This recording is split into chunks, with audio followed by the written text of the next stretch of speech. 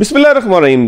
तहरीक अदम एतमाद के बाद से अब तक पाकिस्तान तहरीक इंसाफ की अगर कोई समझदाराना वाहिद सियासी चाल नजर आई है तो वो अब है। वो ये है कि पाकिस्तान तहरीक इंसाफ ने प्लान बी के मुताबिक बल्लेबाज के निशान पर अपने टिकट जमा करवाना शुरू कर दिए हैं। इसका मतलब यह हुआ कि पाकिस्तान तहरीक इंसाफ को अगर बल्ले का निशान मिले या ना मिले, दोनों सूरतों के अंदर पाकिस्तान तहरीक इंसाफ के उम्मीदवार पाकिस्तान तहरीक इंसाफ नजरियाती के नाम पर बल्लेबाज के निशान पर इलेक्शन लड़ेंगे, इलेक्शन में हिस्सा लेंगे। पाकिस्तान तहरीक इंसाफ की यह सियासी चाल किस हद तक उनके फायदे में होगी, इसका भी जायजा लेंगे। लेकिन पहले यह जायजा लें कि पाकिस्तान तहरीक इंसाफ नजरियाती है क्या। अख्तर इकबाल डार के नाम से जो शेखुपुरा के रिहायशी हैं, ये जमात रजिस्टर है। इनके खिलाफ पाकिस्तान तहरीक इंसाफ ने माजी में कार्रवाई भी की। कार्रवाई से मुराद इलेक्शन कमीशन में गए, दरखास्त दी कि इनकी पार्टी को रजिस्ट्रेशन को तहलील किया जाए, इनकी पार्टी के निशान को वापस लिया जाए, क्योंकि ये पाकिस्तान तहरीक इंसाफ के निशान से करीब तर हैं। ये वोटर्स को तंग कर सकते हैं, वोटर्स की राय को खराब कर सकते हैं। लेकिन माजी के अंदर 2022 में हमने देखा कि पाकिस्तान तहरीक इंसाफ की दरखास्त को मुस्तरद कर दिया गया,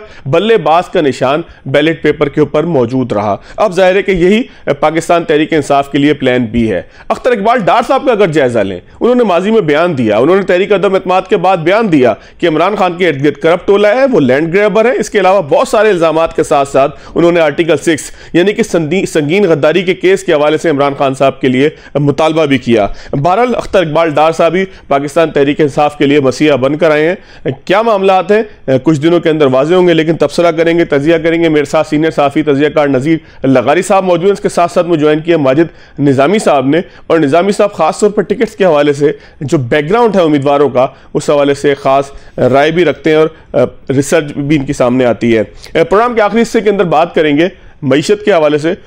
IMF का पैकेज मंजूर हुआ है, IMF का पैकेज और फिर आने वाले इंतखाबात, जो नारे तमाम सियासी जमातें लगा रही हैं, ये किस हद तक हमारी मईशत से मुताबिकत रखते हैं। इससे मेरी मुराद ये है कि अगर कोई ये कहता है कि मैं 300 यूनिट तक बिजली फ्री दूंगा, तो क्या मईशत इसकी मुतहम्मिल हो सकती है। ऐसे वक्त के अंदर हम जो बुरी तरीके से IMF के शिकंजे के अंदर फंसे हुए हों। मेरे साथ मौजूद है नज़ीर लगारी साहब, सीनियर सहाफ़ी हैं, तजियाकार हैं। उसके साथ साथ मुझे ज्वाइन किया है माजिद निज़ामी साहब ने, सीनियर सहाफ़ी हैं। इसके साथ साथ खासतौर पर मैंने देखा है कि निज़ामी साहब का ट्विटर बहुत से ऐसे ट्वीट से भरा हुआ है कि जहाँ पे उम्मीदवारों का बैकग्राउंड या उनके ख़ानदानी पस मंज़र के हवाले से अवामुन नास को ख़ास तौर पर हमें आगाह किया गया है। आप दोनों मेहमानों का बहुत शुक्रिया। लगारी साहब, गुफ्तगू ज़ाहिर है कि सीनियर आप हैं, आप ही से शुरू होगी।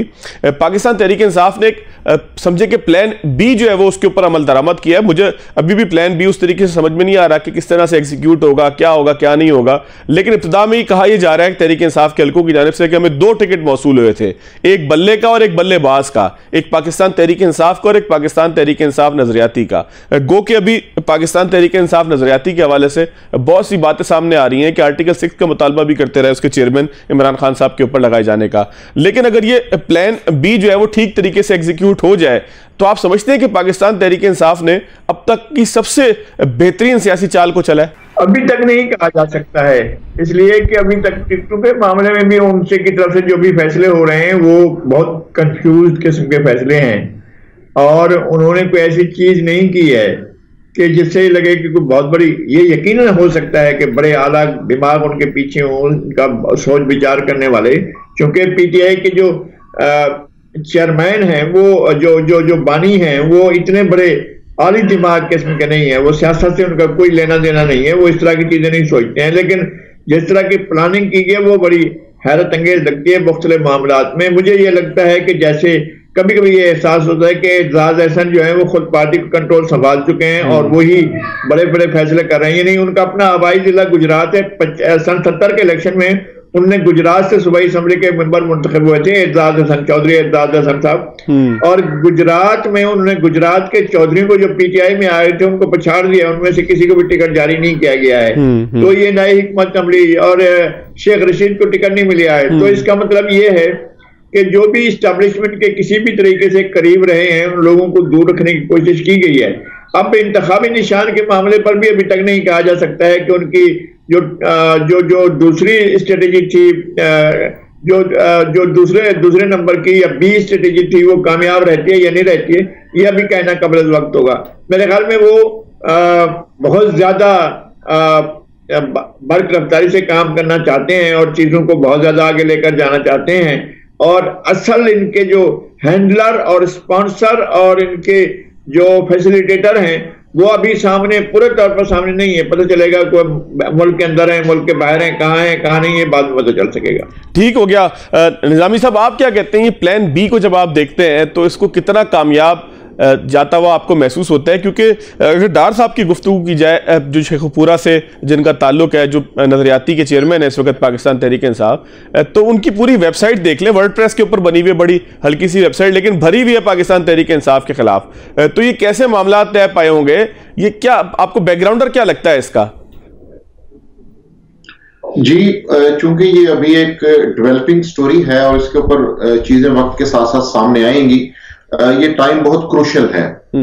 आज रात तक ही फैसले होने हैं, सो इसलिए उस वक्त तक देखना ये होगा कि ये ऊंट किस करवट बैठता है। जहां तक मामला है तहरीक इंसाफ नजरियाती का, तो उस हवाले से ये बात बिल्कुल दुरुस्त है कि उनका इमरान खान से इख्तलाफ था, इसी वजह से वो अलहदा हुए और उन्होंने अपनी जमात बनाई, उसको रजिस्टर करवाया, उसकी सारी कागजी कार्रवाई मुकम्मल की। लेकिन 9 मई के वाकयात और उससे पहले जो सियासी हालात थे, उसमें पीटीआई के अंदर ये चीजें देखी जा रही थी कि इमरान खान को जब गिरफ्तार किया जाएगा उसके बाद हालात खराब होंगे, तो उन हालात की खराबी के अंदर कैसे रिएक्ट करना है, उसके अंदर पहली चीज तो यह है कि तहरीक इंसाफ ने टिकटों का जो भी अमल है वो मुकम्मल किया है, उसके ऊपर हम बाद में तबसरा करेंगे। लेकिन ये अमल बिल्कुल खुफिया तौर पर किया गया है, क्योंकि खुसूसन पंजाब के अंदर पीटीआई के लोग सियासी तौर पर मुश्किलात का शिकार थे, गिरफ्तारियां थी, छापे थे, रूपोश थे तमाम लोग। लेकिन ऐसे नेटवर्क्स के जरिए इसके ऊपर मुशावरत की गई है कि उन्होंने ये अपना ये वाला जो मरहला है, 272 में से तकरीबन 235 टिकटें जो हैं वो उन्होंने अनाउंस की हैं, तो ये उनकी पहली स्ट्रेटजी का पहला हिस्सा था जिसमें वो कामयाब रहे हैं। दूसरा हिस्सा ये है कि अब इलेक्शन कमीशन और सुप्रीम कोर्ट के जो मामला चल रहे हैं, उसके अंदर इंतखाबी निशान का क्या होगा। तो इंतखाबी निशान के हवाले से 2 चीजें तो तहरीक इंसाफ पर वाज़ेह हैं। एक तो ये है कि उनके जो वोटर्स हैं उनको ये चीज पता चल चुकी है, वो जहनी तौर पर तैयार हो चुके हैं कि अगर बल्ला बैलेट पेपर पर ना हुआ तो उन्हें क्या करना है। उनके लिए कोई गैर मुतवक्को फैसला नहीं होगा अगर लेकिन निजामी साहब, एक यहां पर एक बड़ा सवाल उठता है कि पाकिस्तान तहरीक इंसाफ के वोटर और सपोर्टर क्या इस कदर मुनज़्ज़म हैं कि वो इन तमाम मामलात को समझ सकें कि पाकिस्तान तहरीक इंसाफ के साथ क्या हो रहा है और हमें प्लान बी के ऊपर अमल करना है? क्योंकि महसूस तो ये होता है कि पाकिस्तान तहरीक इंसाफ इस हवाले से इस्तेदाद नहीं रखती कि लोगों को मोबिलाइज कर सके पोलिंग स्टेशन की तरफ लाने के लिए। ये आपकी बात बिल्कुल दुरुस्त है। इलेक्शन जीतना या किसी भी सीट को विन करना ये कॉम्बिनेशन होता है। 5-7 पॉइंट्स जब मिलते हैं तो फिर ही कोई उम्मीदवार अपनी सीट जीत सकता है, और अगर नेशनल लेवल पर मूवमेंट चलानी हो तो उसके लिए कुछ ज्यादा अज्जा होते हैं। उन अज्जाए तरकीबी को जब मिलाया जाता है तो फिर एक कामयाबी सामने आती है। तो ये बात दुरुस्त है कि पीटीआई के अंदर एक तंजीमी तौर पर जो उनका स्ट्रक्चर है वो बिल्कुल मुतासिर हो चुका है। सफ़े अव्वल और सफ़े दोम के सारे रहनुमा जो है वो गायब है।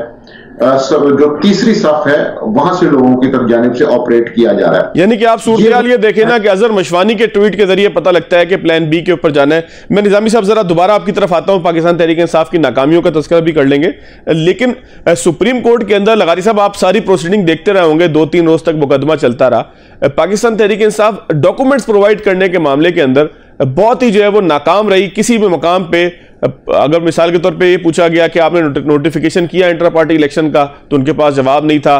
फीस कहां ली, उन्होंने कहा कैश में ली। मतलब कोई भी एक मामला ऐसा नहीं था जो पहले या बाद में वकला की मौजूदगी में चारों जाने जब वकला हो कि लगारी साहब हम ये कहें कि पाकिस्तान तहरीक इंसाफ के वकीलों ने समझाया हो कि पेपर वर्क की क्या अहमियत है, किस तरीके से फाइलों का पेट भरा जाता है, पेपर बनाए जाते हैं। तो ये वकला भी खेल रहे हैं क्या तहरीक इंसाफ के साथ? नहीं, वकला नहीं खेल रहे हैं, खुद एक खेल रहे हैं, मुल्क के साथ खेल रहे हैं, सदर के साथ खेल रहे हैं, अमल के साथ खेल रहे हैं। इनकी कोई ऐसी वो नहीं है, तैयारी नहीं थी। और जब वहां गए थे पेशावर हाई कोर्ट ने सवाल नहीं उठाया कि भाई इलेक्शन कमीशन का असल इशू क्या था। इलेक्शन कमीशन ने कहा था कि आपने अपनी इंट्रा पार्टी इलेक्शन बोगस कराए हैं, गलत कराए हैं। तो उसका सबूत दे देते, वहां पर देते, पेशावर हाई कोर्ट में दे देते, वहां भी नहीं दिया। यहाँ सुप्रीम कोर्ट के आने के बाद भी सुप्रीम कोर्ट को भी ये इसी तरह लाइन में लगा रखा है कि नहीं, हमारे पास कोई चीज नहीं, दे नहीं रहे हैं, कागजात नहीं दे रहे हैं, किसका नॉमिनेशन फाइल हुआ, किसका नॉमिनेशन फाइल नहीं हुआ, कौन उम्मीदवार था, कौन उम्मीदवार नहीं था, आपका लिस्टें कौन सी थी, वोटर लिस्ट कौन सी थी, आपका कौन कौन सी कॉन्स्टिट्यूंसी थी, सिंध में जो उनके सदर नामजद किए गए उनको किसने प्रपोज किया, किसने सेकंड किया, उनकी वोटर लिस्ट क्या थी, खैबर पख्तूनख्वा की वोटर लिस्ट क्या थी, पंजाब की वोटर लिस्ट क्या थी, बलूचिस्तान की वोटर लिस्ट क्या थी, इनकी तो वोटर लिस्टें भी नहीं मालूम है कि कौन सी थी, कौन नहीं था, उनके अंदर कौन वोटर थे, कौन वोटर नहीं था, इलेक्टोरल कॉलेज क्या था, किसी चीज की कोई खबर नहीं है। और वो इस तरह चाहते हैं कि सिस्टम को और इदारों को और इलेक्शन कमीशन को और सुप्रीम कोर्ट को अपने बोझ तले रख दें और कहेंगे जी हम तो लाडले हैं, हमारे साथ ये सलूक किया जाए। सिस्टम में, मैं ये बात फिर कहता हूं कि सिस्टम में अब भी ऐसे लोग मौजूद हैं जो इनकी तरफ से खेल रहे हैं। आगे देखते हैं कि ये क्या खेल खेला जाता है। तो लगारी साहब, इसका मतलब तो ये कि लाडले पन्ने इनको खराब कर दिया है, कोई काम ही नहीं करना चाहते हैं कि सिस्टम बस सपोर्ट करे, चीफ जस्टिस खड़े होकर कहे कि नहीं आपको बल्ले का निशान देंगे, आपके पास डॉक्यूमेंट है या नहीं है, तो फिर ये तो सिस्टम के लाडले पन्ने इनकी सियासत खत्म कर दी है। नहीं, मतलब यही होता रहा है ना अब तक। पहले क्या हुआ था, जब इंतखाब हुआ तो लाडले के तौर पर जितवाया गया, उनके साथ सहूलतकार बैठे हुए थे, सहूलतकारों ने उनको जितवाया, इलेक्शन हार गए थे फिर भी उनको जितवाया गया। पंजाब में PMLN जीत गई थी ना इलेक्शन, फिर भी इनको लाया गया। वफाक में भी इनकी अक्सरियत नहीं थी, तब भी इनको लाया गया। इनके लिए पहले इलेक्शन से प्री इलेक्शन धांधली की गई, धांधली की तारीख साथ धांधली हुई है। PMLN के और दीगर पार्टियों के इलेक्टेबल जो थे उनको उठा लिया गया, उनको अलग ग्रुप बनाकर इनके साथ शामिल किया गया। फिर उसके बाद जो अदालतों में पिछली साहबका जो चीफ जस्टिस है वो इनके लिए सहूलतकारी बाकायदा करते रहे हैं। और मैं इंतहाई अदब के साथ, एहतराम के साथ, चूंकि वो अब उस मनसब पर नहीं रहे हैं और उनके कंडक्ट पर मुझे बात नहीं करनी चाहिए, लेकिन जो कुछ उससे पहले करते रहे हैं जस्टिस एजाजुल एहसन, वो सारी चीजें हमारे सामने है ना, किस तरह से चीजें हुई और जिस तरह से सिस्टम इनको सपोर्ट करता रहा है, सिस्टम में बैठे हुए लोग जिनका जिस तरह इनको सपोर्ट करते रहे हैं, वो अगर सपोर्ट ना होती तो ये सारा पॉपुलरिटी का ढोंग, ये जो मकबूलियत का नारा, ये सब कुछ ना होता। अब भी ये पोजीशन पर पहुंच गए हैं जहां ये कुछ दिखाए बगैर, कोई चीज, कोई सबूत दिए बगैर और अपने इलेक्शन के बारे में किसी भी सवाल का जवाब दिए बगैर ये सिर्फ दादागिरी के जरिए हासिल करना चाहते हैं कि जी हमें इंतखाबी निशान दे दो, अब जाकर इलेक्शन लड़ेंगे। बिल्कुल ठीक है। मैं लगारी साहब, निजामी साहब, एक यहाँ पे ब्रेक लेता हूँ। ब्रेक के बाद आएंगे तो तहरीक इंसाफ के साथ साथ हम ये देख रहे हैं कि पाकिस्तान पीपल्स पार्टी इंतखाबात के हवाले से बड़ी मुतहरिक नजर आती है। तहरीक इंसाफ तो चले इलेक्शन कमीशन के साथ नबरद आजमा है, लेकिन पाकिस्तान पीपल्स पार्टी NA 127 से बिलावल भुट्टो साहब इलेक्शन लड़ रहे और इसके साथ साथ मुल्तान में बड़ी डेवलपमेंट हुई है। आज राना महमूदुल हसन जो पाकिस्तान मुस्लिम लीग नून के देरीना जो वो कारकुन थे, लीडर थे, मुल्तान से इलेक्शन लड़ते थे, सेनेटर भी हैं इस वक्त सिटिंग, वो अपने साथियों समेत पीपल्स पार्टी का हिस्सा बन गए हैं। तो कितना चेंज ला पाएगी पाकिस्तान पीपल्स पार्टी, जरा बात करेंगे ब्रेक के बाद।